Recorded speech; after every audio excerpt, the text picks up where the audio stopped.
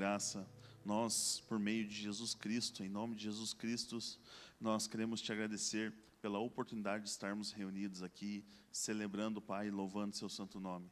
Pai, pelo sacrifício de Cristo, Pai, o Senhor nos aproximou, o Senhor nos reconciliou.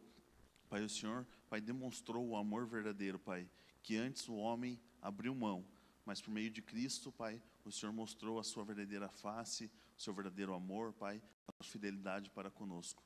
Nós somos gratos, Pai, por isso, Pai, por estarmos aqui livres e libertos. Em nome de Jesus, amém. Cumprimento os irmãos com a graça e a paz do Senhor Jesus, amém? Pode se assentar, fique à vontade. O pastor Ivo mandou mensagem essa semana para mim, perguntando se eu poderia trazer a palavra.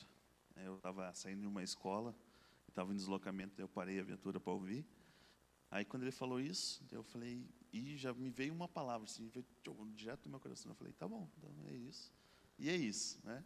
E nem quis, né? A gente às vezes tenta lutar contra isso. Eu falei, não, se Deus deu essa palavra aqui, foi, sabe, instantâneo, assim. E eu falei, tá bom, vamos meditar nessa palavra. E o tema o título dessa mensagem eu coloquei Princípios da História de Naamã. É uma história muito recorrente, né? Todo mundo conhece uma história de fé, uma história de obediência ali, né? de confronto. E eu gostaria de tirar alguns princípios de cada momento que a gente vai lendo ali nos versículos para poder entender e pegar. Porque às vezes a gente passa batido na história e fala assim, eu já li essa história dezenas de vezes, né? Mas Deus sempre tem algo novo, amém? Então, gostaria de começar ali lendo, é um pouco extensa a história, tá? Eu peço até perdão por causa disso, mas para ter todo o contexto ali, né, para a gente tirar o máximo da palavra de Deus. Diz assim, 2 Reis, capítulo 5, do primeiro versículo. Naamã, comandante do exército do rei da Síria, era muito respeitado e honrado pelo seu senhor, pois por meio dele o Senhor dera a vitória à Síria. Mas esse grande guerreiro ficou leproso. Então, a lepra era uma das doenças recorrentes que a Bíblia sempre vai relatar. Eu estava pesquisando, eu não sabia que lepra tem outro nome que se chama hanseníase, não sabia. Aí eu falei, nossa, é a mesma coisa, né, mudou de nome, eu não sabia. Mas o que quer dizer nessa primeira passagem aqui? Que por mais que ele fosse um homem respeitado, um homem de poder, um homem bem visto pelo seu rei, né, ele tinha como amigo pessoal, nós entendemos que mesmo quando a gente está num lugar bom, numa situação boa, o diabo ele não deixa de atacar as pessoas. Ele não deixa de colocar pedras no caminho, influência, né, daquilo que de forma ardilosa ele age mesmo. Então nós não podemos falar assim, estou bem agora, financeiramente, espiritualmente e tal, não é motivo da gente parar. Na verdade, é aí que a gente tem que mais, né, estar com Deus, na verdade. Por quê? Porque o diabo, de uma certa forma, ele quer ver a nossa queda.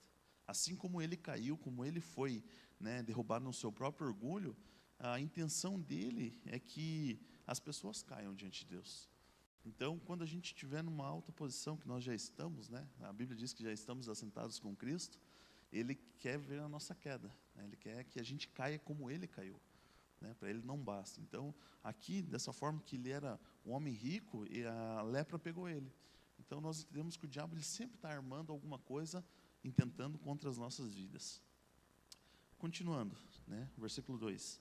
Ora, as tropas da Síria haviam atacado Israel e levado cativa uma menina que passou a servir a mulher de Naamã.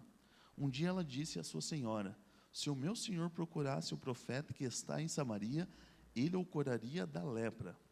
Então, até o pastor Pio comentou lá que às vezes você se encontra num lugar onde tem muito problema, muita briga, opressão e tal, e fala assim, pastor, ora para mim tirar daqui, aquele lugar de trevas, eu quero sair daqui, não estou aguentando mais.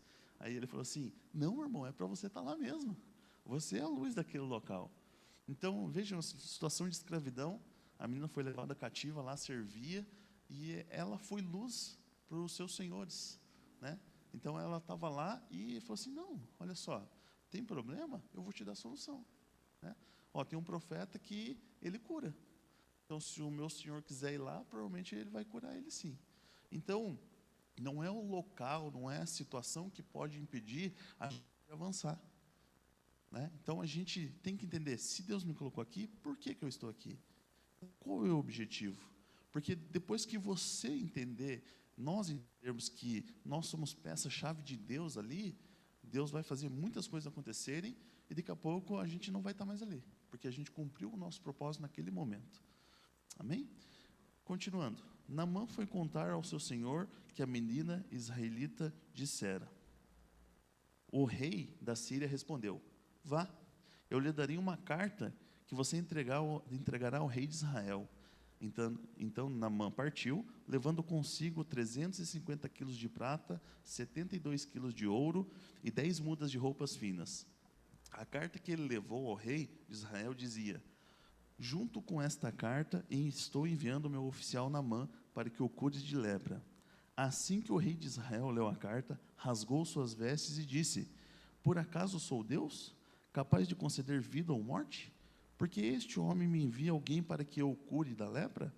Vejam como ele procura um motivo para se desentender comigo.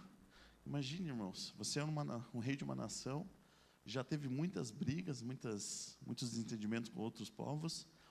O rei da Síria já tinha subjugado algumas vezes Israel naquele momento, e manda um cara para ser curado lá de lepra. Fala assim: ó, rei de Israel, cure o meu servo. E o rei ficou desesperado. Ele fala: acaso sou eu, Deus? O que eu vou fazer? Então, esse é só mais um motivo para ele sair daqui doente, voltar para lá, e ele vinha atacar o meu reino. Então, ele ficou desesperado. Então, o que a gente entende aqui? Muitas pessoas vêm até nós trazer problemas. Muitas pessoas vêm. Por quê? Porque, querendo ou não, a Bíblia fala em Coríntios que nós temos um selo. No mundo espiritual nós temos um selo, uma marca diferente, que anjos e demônios veem que nós pertencemos a Cristo. O mundo real não vê isso, mas o mundo espiritual enxerga a gente diferente. E quando as pessoas trazem esses problemas até nós, não é porque elas estão vendo algo diferente, porque a gente é bonito, porque a gente é rico, não é isso. É porque em nós existe algo de Deus pronto para entregar para aquela pessoa. Então, as pessoas vêm para a gente resolver os problemas delas. E por incrível que pareça, nós temos o poder de resolver muitos problemas delas. Não pela nossa força, não porque a gente é bom, porque é bonito, porque é rico e tudo mais. É porque Deus colocou algo na nossa vida que vai resolver. É por causa dele que a gente resolve o problema. As crianças perguntam assim para mim: policial Gessé, é legal ser polícia? Daí eu faço uma outra pergunta para eles: vocês de resolver problema? Eles: não. É porque o policial é isso, ele só vai quando a gente tem problema. Ele vai lá para resolver todo tipo de problema. Ninguém chama o policial: vem aqui almoçar, vem comer um churrasco. Ninguém fala isso. E eu falo: vocês vão entender muitas coisas. Daí eu falo: não é assustar vocês, mas vocês têm que entender com que vocês estão lidando. Então essas pessoas, elas vêm até nós trazendo problema para a gente resolver, e nós temos que resolver o problema dela. Não pegar e resolver fisicamente, mas nós temos uma palavra para lançar para a vida daquela pessoa. Porque nós temos uma intimidade com Deus que faz com que as coisas aconteçam. Se existe um nó espiritual lá, nós temos a capacidade de desfazer esse nó no nome de Jesus. Amém? Quando Eliseu, o homem de Deus, soube que o rei de Israel havia rasgado suas vestes, mandou-lhe uma mensagem: por que rasgaste as suas vestes? Envia o homem a mim, e ele saberá que há um profeta em Israel. Então Naamã foi com seus cavalos e carros e parou à porta da casa de Eliseu. Eliseu enviou um mensageiro para lhe dizer: vá e lave-se 7 vezes no rio Jordão. Sua pele será restaurada e você ficará purificado. Então, o que quer dizer aqui? Eliseu já sabia o que estava acontecendo. Ninguém precisou chegar e falar assim: o rei fez tal coisa. Não. Porque em espírito, Eliseu era levado aonde Deus queria que ele estivesse. Então ele já sabia o que estava acontecendo. E ele questiona o rei: por que você rasgou sua veste?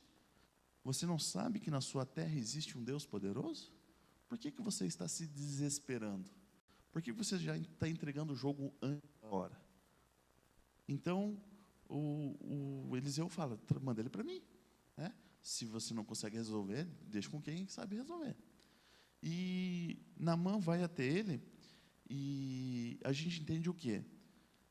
Eliseu não foi lá ver o oficial Naamã. Ele mandou um servo falar: faz o seguinte, fala para ele, vai lá e mergulha no Jordão. Ou seja, o que quer dizer aqui? Por que Eliseu não foi? Porque a gente não é o centro das atenções.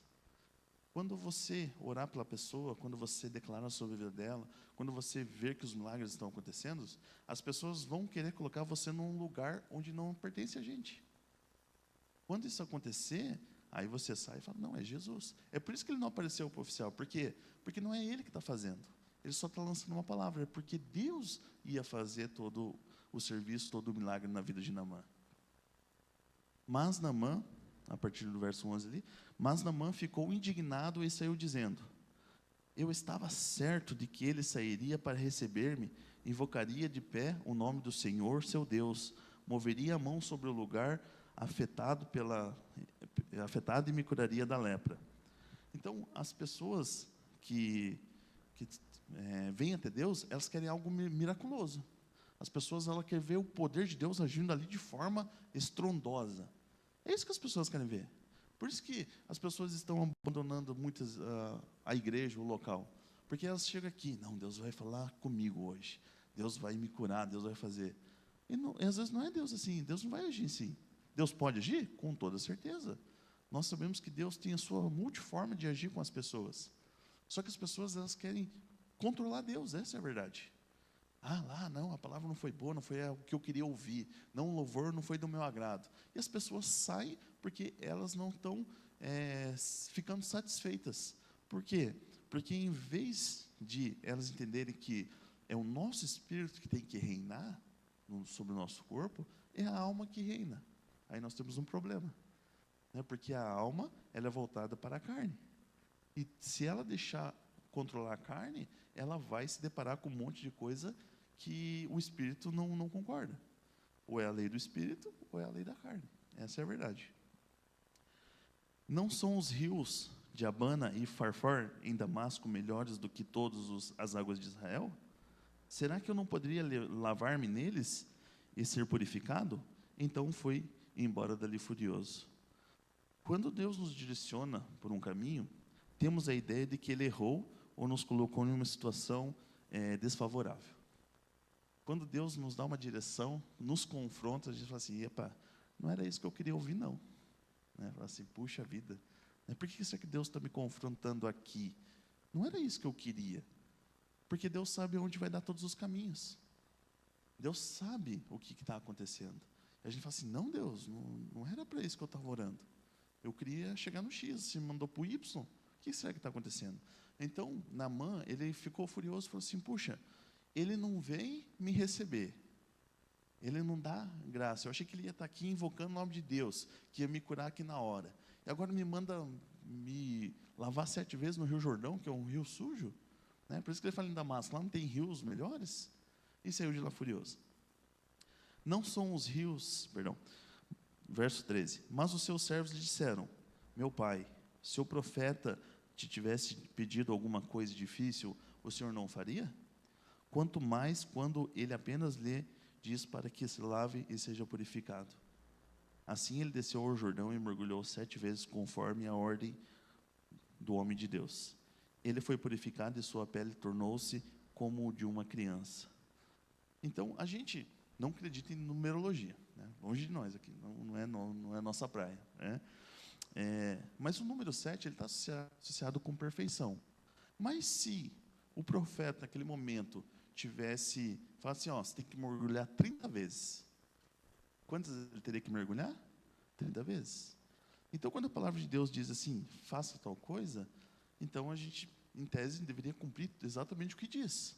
Porque nós teríamos um objetivo a ser alcançado naquela palavra designada. Né? Então, não existe um meio termo, não existe um porém, não existe uma vírgula com Deus.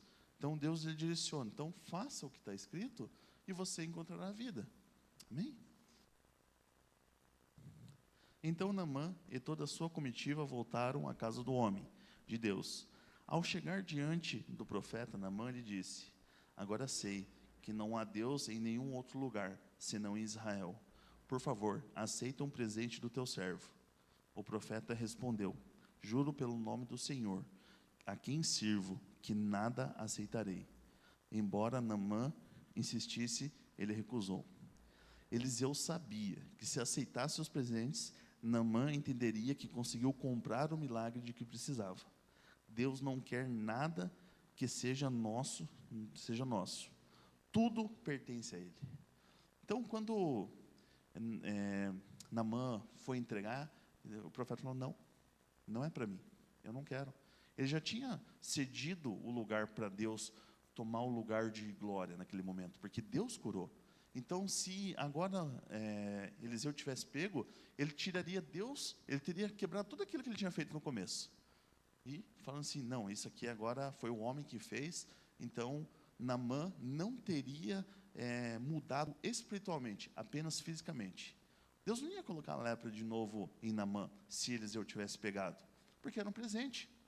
Estava tudo sobre a luz, porque o rei mandou. Não existia nada de errado com aqueles presentes. Mas Eliseu sabia que existe um propósito maior além do que bens. Então, às vezes, as pessoas focam em bens e acabam tirando, colocando no lugar de Deus. É por isso que Jesus confronta, né? Existem dois senhores. Existe Deus e existe Mamon. No caso, o dinheiro. Então, ou a gente abre mão de um, né, e serve o outro, ou vice-versa. Então, olha só, lá antigamente já tinha esse conceito de que a riqueza pode roubar o lugar de Deus. Então, Eliseu falou assim: não, pera lá, então eu já dei lugar para Deus, eu não posso aceitar isso aí, porque você precisa mudar espiritualmente. Amém? E disse Naamã: já que não aceitas o presente, ao menos permite que eu leve 2 mulas carregadas de terra, pois teu servo nunca mais fará holocaustos e sacrifícios a nenhum outro Deus, senão ao Senhor. Mas que o Senhor me perdoe por uma única coisa: quando meu Senhor vai adorar no templo de Rimon, eu também tenho que me ajoelhar ali, pois ele se apoia no meu braço. Que o Senhor perdoe teu servo por isso. Ali ele se converteu. Ali ele mudou a vida dele. Porque agora, olha só o que ele pensou. Bom, se esse é o Deus verdadeiro, os outros são mentirosos. Porque ele provavelmente foi em todos os deuses e ninguém curou ele. E agora eu venho aqui, um Deus que eu não conheço, ele me cura. Eu tenho presente para esse servo e esse servo não aceita, porque ele sabe que Deus não precisa aceitar dinheiro para mudar as coisas. Então aquele mexeu com a cabeça dele, mexeu com o íntimo dele, onde ele falou: meu Deus do céu, esse Deus é maravilhoso. Ele não precisa de sacrifício, ele não precisa de morte, ele não precisa de nada. Ele só precisa de uma vida, ele só precisa ser adorado. Então ele mudou. O que ele pede agora para Eliseu? Se eu puder, eu posso levar a terra daqui? Ele fala assim: eu posso pegar a terra? Daí Eliseu fala assim: não, pode levar. Por quê? Qual era o objetivo dele levar a terra de Samaria agora, onde tinha acontecido aquele milagre? Porque ele queria fazer um altar, porque ele não queria mais ter contato com nada. Ou seja, ele abandonou toda a vida dele, e agora ele tem contato com aquilo que mudou a vida dele. Porque antigamente, depois de Cristo, não existe mais, mas antigamente, objetos tinham muito valor. Objetos consagrados mudavam a vida das pessoas. A gente vê na história lá de Israel, quando eles foram rodear Jericó, uma outra cidade, e as muralhas não caíram. Por quê? Porque alguém tinha pegado uma peça escondida e guardado no meio de suas coisas. Ou seja, objetos carregavam um poder muito grande. Então ele entendia que a terra que ele estava levando ia ser o suficiente para ele, em tese, não adorar mais outros deuses. E o Eliseu entendeu: não, pode levar, sem problema nenhum. Então ele fala assim: e que o Senhor sabe, porque ele viu, né? Se o Espírito do homem de Deus está aqui, ele vai estar lá. Eu vou me ajoelhar perante outros deuses, mas não é para adorar eles, é porque é a minha função. Porque não é algo físico mais, porque o coração e a mente agora de Naamã estavam voltados para Deus. Então agora ele se preocupava. E Eliseu sabia disso, falou: não se preocupe. O que você está fazendo, você tem que fazer. Mas agora você está um novo homem convertido. Continuando. Disse Eliseu: vá em paz. Quando Naamã já estava a certa distância, Geazi, servo de Eliseu, o homem de Deus, pensou: meu senhor, foi bom demais para Naamã, aquele arameu, não aceitando o que ele ofereceu. Juro pelo nome do Senhor que correrei atrás dele para ver se ganho alguma coisa. Verso 21. Então Geazi correu para alcançar Naamã, que vendo-o se aproximar, desceu da carruagem para encontrá-lo e perguntou: está tudo bem? Geazi respondeu: sim, tudo bem, mas o meu senhor enviou-me para dizer que dois dos jovens, discípulos dos profetas, acabaram de chegar, vindo dos montes de Efraim. Por favor, dê-lhes 35 quilos de prata e 2 mudas de roupas finas.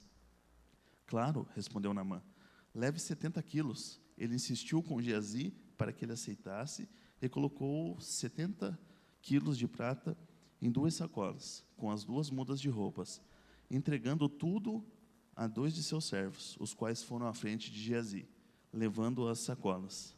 Quando Geazi chegou à colina onde morava, pegou as sacolas dos servos e guardou-os em casa. Mandou os homens de volta e eles partiram. Então apresentou-se ao seu senhor Eliseu, e este perguntou: onde você esteve, Geazi? Geazi respondeu: teu servo não foi a lugar nenhum.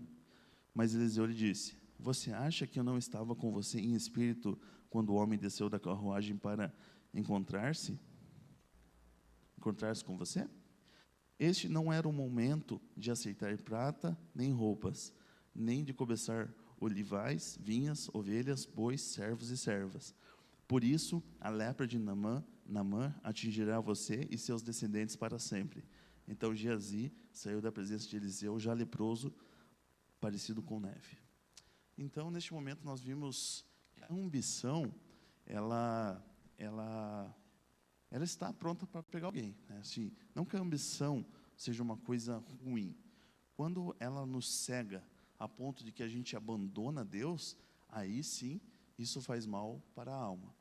Então, Geazi agiu com mentira, agiu com desfavor, mas ele era servo de Eliseu. A gente viu ali que Elias deixou Eliseu, e Eliseu foi um grande homem depois de Elias. Mas você não vê a história de Geazi depois de Eliseu. Por quê? Porque ele agiu dessa forma. E quando Eliseu fala assim, não era a hora de cobiçar nada dos outros. Porque depois dessa passagem nós veremos que a Síria vem e cerca Samaria ali, Jerusalém, por alguns anos, e todo mundo começa a passar fome. Porque talvez aquele momento seria o momento de que Deus suprisse com esses presentes que teriam ido embora, que eles poderiam retornar. Porque Deus, Ele não deixa de recompensar ninguém. Por mais que Eliseu não tivesse aceitado agora, Deus, de alguma forma, faria Eliseu ter uma certa honra. Porque, em momento oportuno, Eliseu abriu mão da sua honra e honrou a Deus. Porque não era ele o centro das atenções, mas sempre vai ser Deus. Então, às vezes a nossa alma, ela quer roubar o lugar de Deus. Ela quer se aparecer. Só que a gente tem que entender, puxa, eu estou honrando Deus nessa parte? Né? Eu estou deixando Deus agir? Aonde Deus me colocou, eu estou sendo luz? Eu estou sendo sal para aquelas pessoas? Eu estou expulsando demônios? As pessoas que estão trazendo problema para mim, eu estou lançando uma palavra na vida delas? Porque às vezes a gente fica tão saturado, a gente está tão estressado com o dia a dia, que quando as pessoas falam, né, entra por um ouvido e sai por outro. A gente só quer sair daquele local, né, quer ir para casa, quer dormir, quer fazer outra coisa. Mas a gente não quer dar atenção. Mas quando a gente tem que entender, quando alguém trouxer algum problema, a gente fala assim, puxa, eu vou orar aqui, para que acabe. Porque tudo que nós dissermos vai se cumprir. Então, se a gente ficar, né, ao acaso, pode ser que o diabo ele intente coisas que a gente tropece. É por isso que a gente tem que declarar, né, sobre o nosso dia, todo o nosso caminhar, pedir para que Deus nos oriente. E eu gostaria que colocasse ali, por favor, Salmos capítulo 82, verso 6, num salmo que eu estava meditando essa semana, que diz assim, eu disse, vocês são deuses, todos vocês são filhos do Altíssimo. Ou seja, né, isso aqui não é só revelado no Novo Testamento. Se você é filho de Deus, você é Deus também. Né? Está falando aqui, ó, todos vocês são filhos do Altíssimo. Opa, já estava revelado lá. Né? Jesus só mostrou para eles quem eles realmente, né? Quem nós realmente somos. Né? Ou seja, quando esse salmo me tocou, eu falei assim, Geazi não precisava ter feito disso. Ele é filho de Deus, né? Ele é filho do Altíssimo. Ele não precisava ter sido ganancioso. E agora, perpetuou toda a sua descendência com um mal extremo, né? E ele estaria vivendo ali do homem que curou a lepra de um, e agora não iria curar a lepra dele.